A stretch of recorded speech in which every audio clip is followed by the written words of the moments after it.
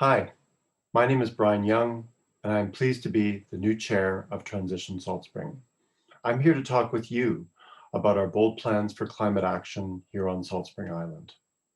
This presentation marks the end of more than a year and a half working hard with a great team to bring you the Salt Spring Island Climate Action Plan 2.0.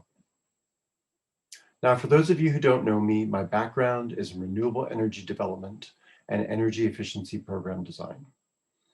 I served as an executive team member of the Climate Action Plan Steering Committee with Daryl Martin and Linda Adams. On a more personal note, my partner and I moved from Toronto about 3 years ago to an awesome neighborhood on the way to Ruckle Park, fulfilling, frankly, a lifelong dream. Now, this is the start of an urgent conversation we all need to have on Salt Spring about what we can do to fight climate change. This presentation is really only a taste of what we've done. In the new year, when we release the final plan, you will hear a lot about the new climate action plan through articles and social media. We also plan to offer a series of Zoom meetings on the various sections of the plan to help us all understand where we can take climate action. Climate change can be scary to talk about, to be honest. And Salt Spring actually faces some very challenging times in the decades ahead. Having said that, I'm actually excited because finally, we're all talking about climate change. Now, as hard as COVID has been, it does feel to me like the penny has finally dropped because we can see overnight that we can turn corners on a dime. Overnight, we can make big changes happen for the common good. So if there's one message I hope you'll take away from this 20-minute presentation, it's that if we work together, we can actually get through this crisis in a way that makes our communities safer from climate risks and more equitable. All of this in the context of healthier ecosystems that continue to nourish our souls, feed our bellies, and provide livelihoods. But before I get going, we need to offer our gratitude for support from these organizations who are supporting our work.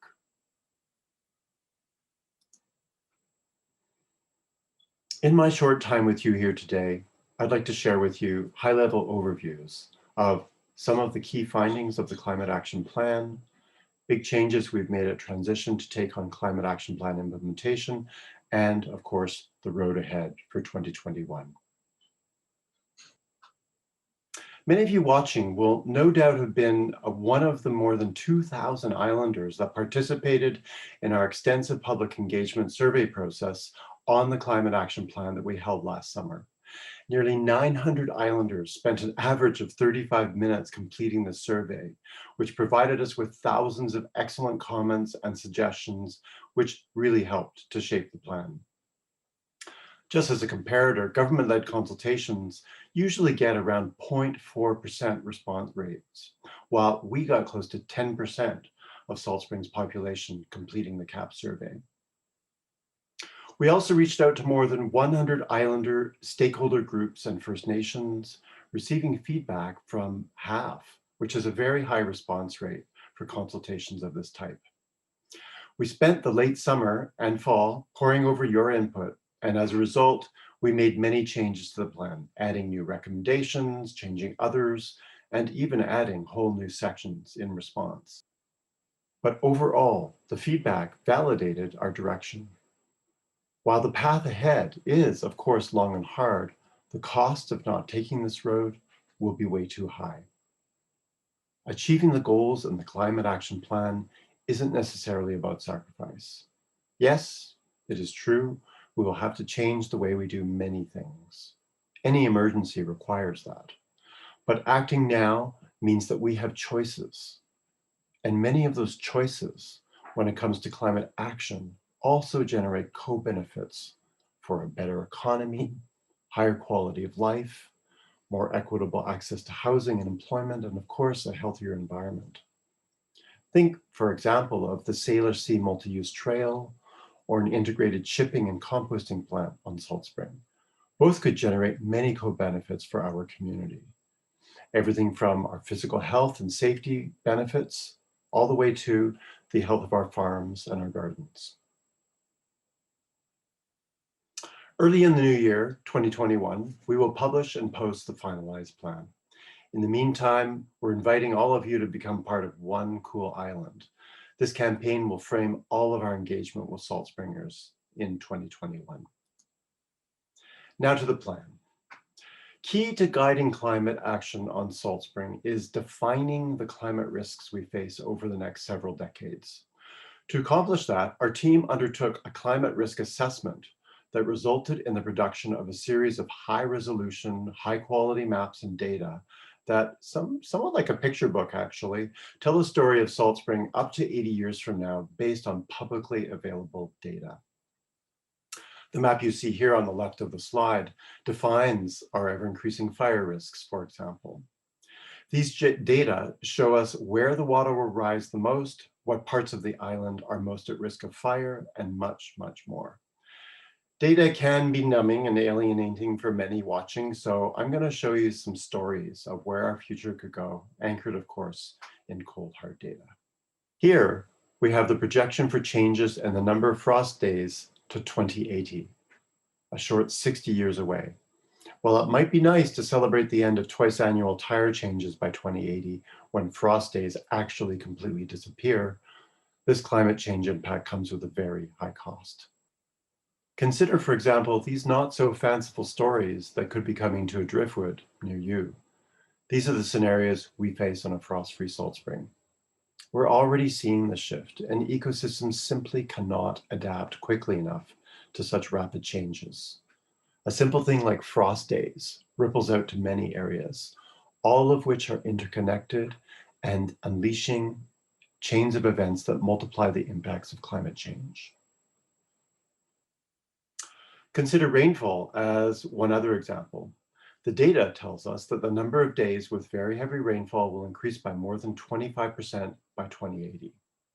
Even without seeing the data, we all know in our guts and anecdotally that winter rains are getting heavier and more frequent. Remember the Stewart Road closure a couple of years back? That's an example of an accelerating trend that gives you headlines like these. A destabilized ecosystem under torrential rains led to the collapse of infrastructure that simply wasn't built to sustain these kinds of pressures.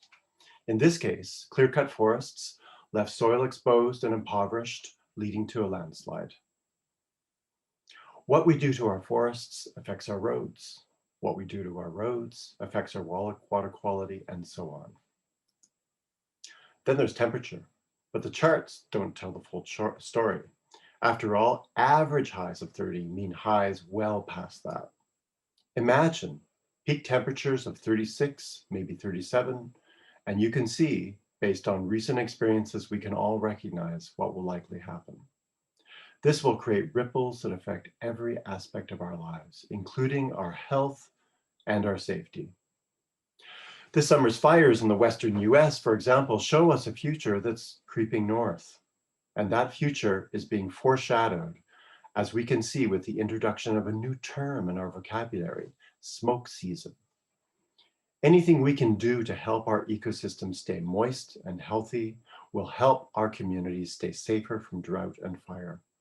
The longer we wait, the more expensive these fixes become, and the less time we have to enjoy the many co-benefits that come with proactive climate action. The good news is there really is a lot we can do. The final data I will show you are the sea level rise maps we created. The upshot, we've got some very big and expensive risks here. Underneath the colored layers on the map here is downtown Ganges. The teal green shows you a 2020 king tide. Those are the tides that happen, generally speaking, in between November and December.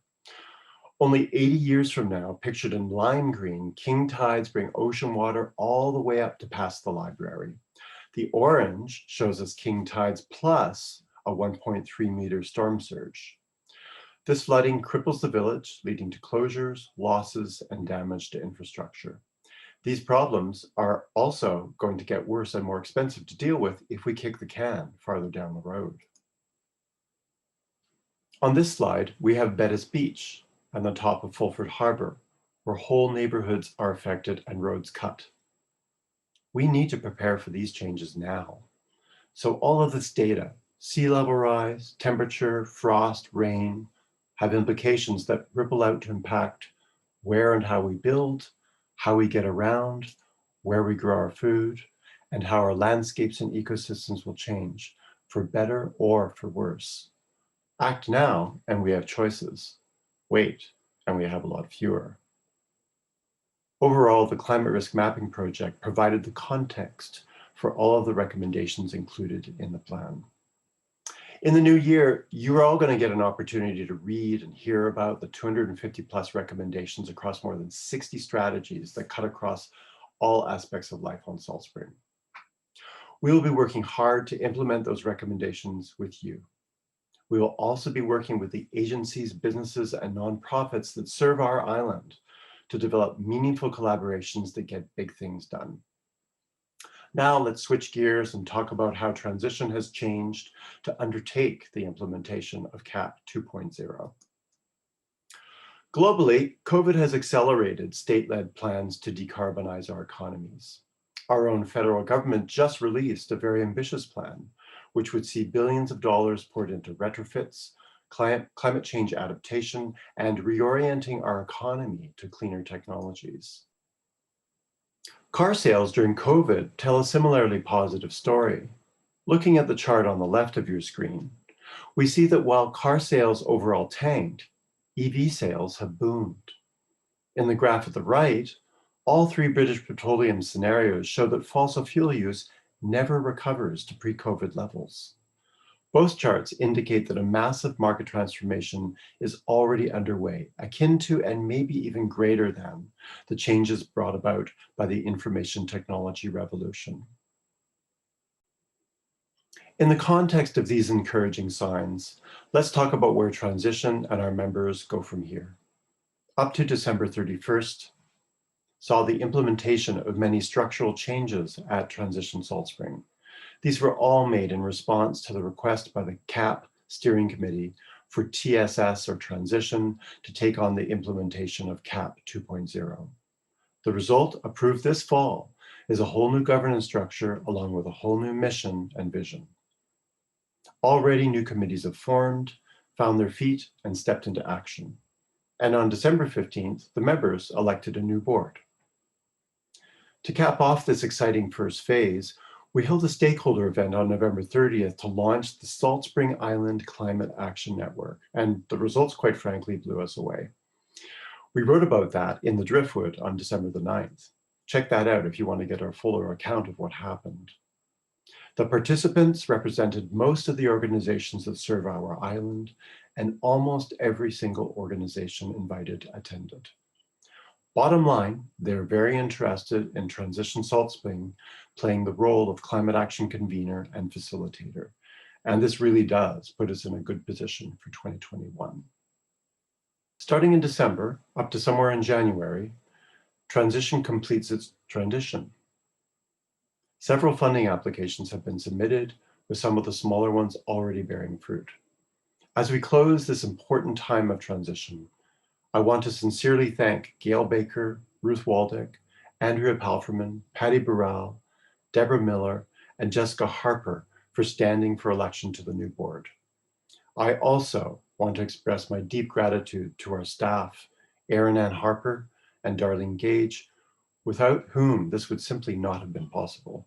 I'm very impressed by the team we have assembled so far. What happens between January and July will be deeply affected by our fundraising successes. Regardless, we need to get our new board up and running and recruit talented islanders for committees, because that will be where all the action happens. This is one key area where we really do need your help.